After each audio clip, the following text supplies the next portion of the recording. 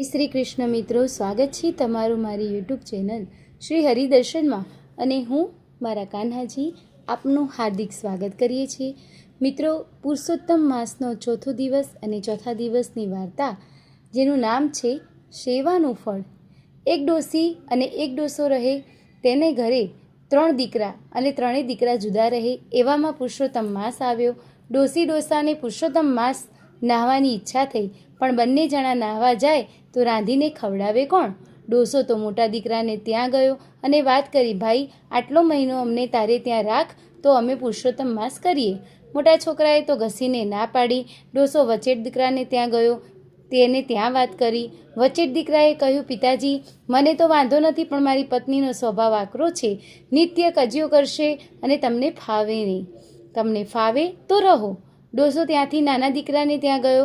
ડોસાને આવેલો જોઈ દીકરો અને વહુ પગે લાગ્યા. ડોસાએ બધી વાત કહી સંભળાવી અને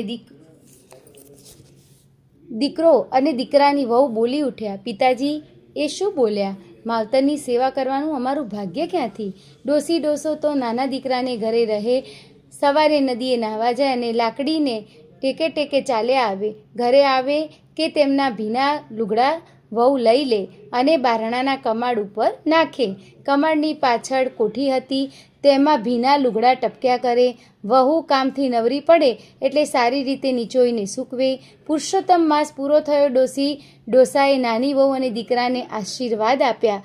અચાનક વહુની નજર પેલી કોઠી ઉપર પડી. વહુ જુએ છે તો આખી કોઠી મોતીથી છલોછલ ભરેલી હતી. તેણે પોતાના પતિને વાત કરી. સૌના આશ્ચર્યનો પાર ન રહ્યો. નાના દીકરાને તો મા બાપની સેવાનું ફળ મળ્યું એમ જાણી આખા ગામમાં બ્રાહ્મણોને નોતર્યા અને પુરુષોત્તમ માસનું ઉજવણું કર્યું.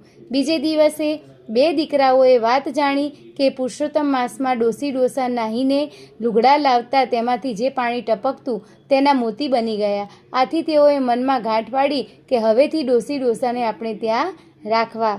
ફરી પુરુષોત્તમ માસ આવ્યો એટલે મોટા દીકરાએ ડોસી ડોસાને પોતાને ઘરે રાખ્યા. તેઓ કમાડ પર ભીના લુગડા નાખે, તેને બહુ બરાબર નીતરવા દે. બિચારા મોટા દીકરાની માટીની કોઠીઓ ઓગળીને ઢગલો થઈ ગઈ. ધાન પણ પલળીને સડી ગયું. જેવી ભક્તિ એવું ફળ. જય પુરુષોત્તમ રાય. જેવા નાની વહુને ફળ્યા તેવા સૌને ફળજો. મિત્રો, આ હતી સેવાની વાર્તા. કહે છે ને કે જેના મનમાં કોઈ કપટ કે ઈર્ષા હોતી નથી, ભગવાન હંમેશા તેની સાથે રહે છે. નવી વાર્તા સાથે આપણે મળીશું. ત્યાં સુધી મને રજા આપશો. જય શ્રી કૃષ્ણ.